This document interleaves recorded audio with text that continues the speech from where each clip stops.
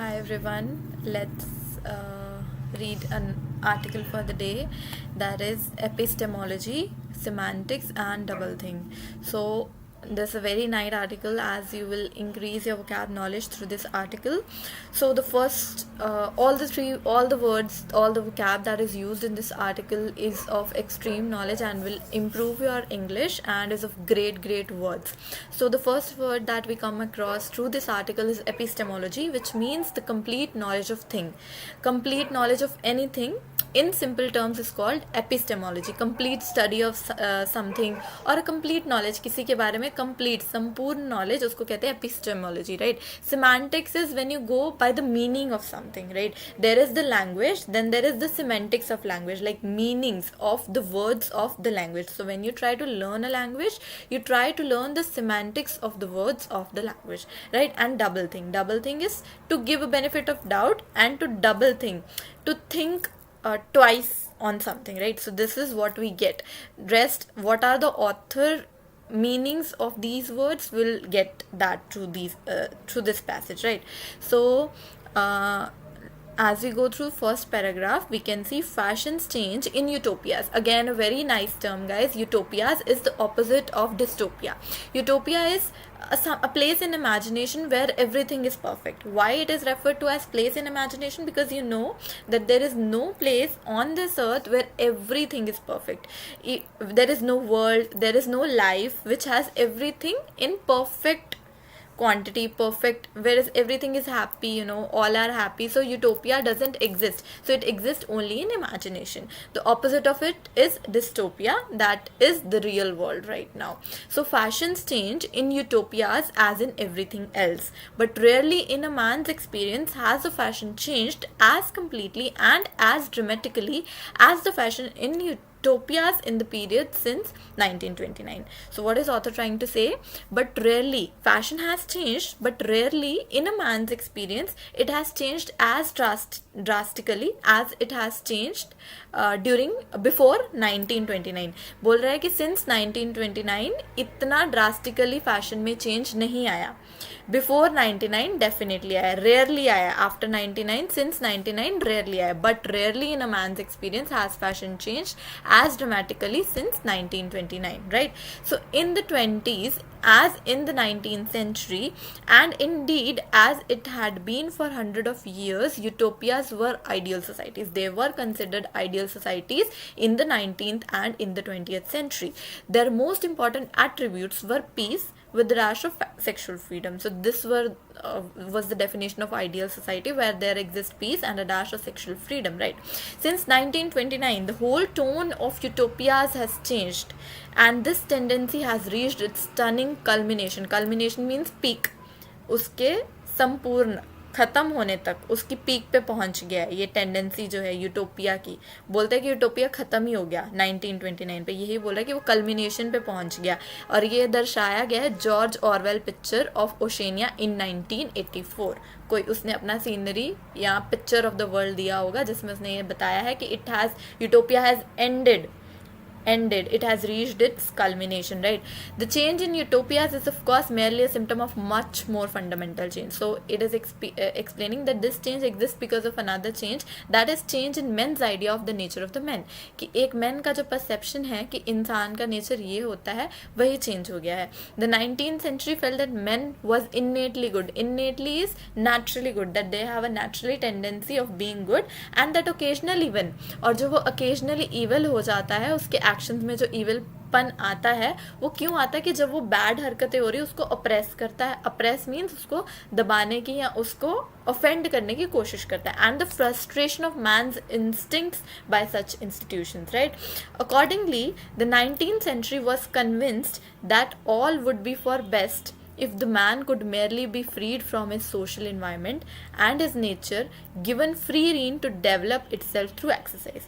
बोल रहा है कि ये सब कुछ फिर से बेस्ट हो जाएगा अगर एक मैन को फ्रीडम मिलेगा उसके सोशल एनवायरनमेंट से, और उसके नेचर को भी फ्रीडम मिलेगा ताकि वो अपने आप को डेवलप कर पाए, राइट? ऑन सच अजम्पशंस, इन्हीं अजम्पशंस के बेस पे 19th century लिबरल थी कि उसको फ्रीडम दो, वो लिबरल थी एंड पॉजिटिव थी, and regarded progress was inevitable. और उस उन्होंने प्रोग्रेस को उस टाइम पे सोचा कि प्रोग्रेस तो होगी होगी क्योंकि इंसान उस टाइम पे लिबरल था सोशल इन्वायरमेंट से एंड उसके पास फ्रीडम था. A study advance as man freed himself from institution, so there were no institutional restrictions on the man, so that's why they regarded progress as inevitable. On this basis rested liberalism in government. So there was liberalism, that is freedom in government as well, right? Progressive education थी, social Darwinism था, feminism था, and all the movements, reforms, slogans and social cliches of the period from 1848 to 1929. The disasters we have experienced since 1929 have undermined these beliefs. So the author is trying to set a different narrative in this paragraph कि क्या हुआ ऐसा कि 1929 के बाद ये सारी beliefs change होगी कि पहले यूटोपिया एग्जिस्ट करता था, अब अंडरमाइन हो गई हैं, अब इग्नोर होना शुरू हो गई हैं. क्या हुआ कि जो डिजास्टर्स हुए 1929 से लेकर अब तक, उन्होंने इस बिलीफ को चेंज कर दिया. उसने हमारा नज़रिया इंसान को देखने का वो चेंज कर दिया so completely that they have been largely abandon, कि अब वो एक आइडिया है वो अबैंडन हो चुका है, एग्जिस्ट ही नहीं करता, एक अकेले में कहीं पड़ा हुआ है, and are in danger of being replaced in a natural reaction by belief in their opposites. Belief in the innate goodness of man is rapidly being replaced by the belief in the innate evil of man. पहले इंसान को बहुत अच्छा मानते थे 1929 से, क्योंकि world war हो गई तो उसके बाद कुछ ऐसी चीज़ें हो गई कि इंसान को गुडनेस ऑफ मैन, कि वो नेचुरली इंसान अच्छा होता है, उस पर शक होने लगा, उसकी ईविलनेस पे ज़्यादा विश्वास होने लगा. कि पहले सोचते थे कि man is born innately good, then it was replaced by that a man is born innately evil. So this is how their beliefs were changed after 1929, since 1929, right?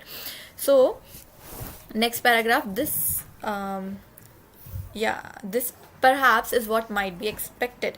The history of mankind seems to indicate that it proceeds by a process of oscillation from one extreme to its opposite. एक extreme से दूसरे extreme पे जाता है, passing through the sanity of the middle ground. middle पे भी आता है extreme, फिर दूसरा extreme positive है, एक extreme positive, extreme negative, बीच में एक middle ground भी आ रहा है, उससे pass करके जा रहा है, उसको in route होके जा रहा है. All of this is obvious enough and Orwell's book make much of it. कह रहा है कि obvious है और Orwell's book इस चीज़ को define भी करता है, right? So next is 1984. In his inspired version is to be 180 degree opposed to utopias of 19th century, right? बताया है कि वो opposed 180 degree utopia के जो 19th century से थोड़ा different है. It is the world of war, of want of evil, of discipline, of repression. repress करना, किसी चीज़ को दबाना. repression होता है दबाना, oppression होता है बोलना, offend करना, right? But Orwell's book has more than this. If it had only this, it might be worth reading. इससे ज़्यादा भी बताया हुआ है, but it would hardly be worth discussing. But इतना discussing के लायक नहीं है, right? At the central core of Orwell's utopia is a concept which raises its volume to the highest level of poetic perception. ठीक है, Orwell का जो utopia है वहाँ पे उसने एक कॉन्सेप्ट डिफाइन किया है जो पोएटिक परसेप्शन का बताता है, which raises its volume to the highest level of poetic perception. This is a concept of double thing. Double think करना. Orwell's book is more than the opposite double think. There were 3 words that were mentioned in the title of the passage. That was epistemology, then it was semantics, then it is double think. So here lies what is the author meaning of double think. There is this dictionary meaning, that how author is trying to convey it. What is author's meaning of double think? Here it is defined it, right? You don't need to know the dictionary meaning, the author has itself defined it, right? Double think with all its connotations. Orwell's book is more than the opposite side of 19th century utopia, because in this concept he has extended but not reversed the 19th century. उसने extend किया है, मतलब ज़्यादा explain किया है, and he has placed this concept at the center of whole system. So what is this principle of double think which dominates the whole social system of Orwell's book? Briefly, the double think of 1984 is semantics of 1945 grown up, right? Semantics holds the meanings of the world are fluid, मतलब meaning change करते हैं जैसे जैसे आप उसको different sentence में डालते जाते हैं. As one जिस तरह से आप यूज़ करते हैं, जिसमें कंडीशन भी एप्लीकेबल है, ओनली इन दिस वे। मतलब ये बता रहा है कि एक शब्द को जिस तरह से यूज़ करें उस सेंटेंस में उसका मीनिंग बदल जाता है। तो सिमेंटिक्स होल्ड की मीनिंग भी, जो वर्ड के है वो फ्लूइड है, जिस हिसाब से उसका यूज़ करा जा रहा है वो फ्लूइड है, मतलब वो चेंज कर सकते हैं, वेरी कर सकते हैं। The argument goes something like this: reality is fluid and changeable. The words with which we deal with reality must reflect this condition. If they do not, but instead remain rigid and constant, they will deal with the artificial world of unreality, right? So this is what double think is according to author. Goes further than the meanings. Meanings से further जाता है, मतलब sophisticated चीज़ है कि उसका content सब vary करता है, उसको जहाँ पे use किया है वो vary करता है, condition जिस condition में use किया है वो vary करता है, rigid नहीं है ये।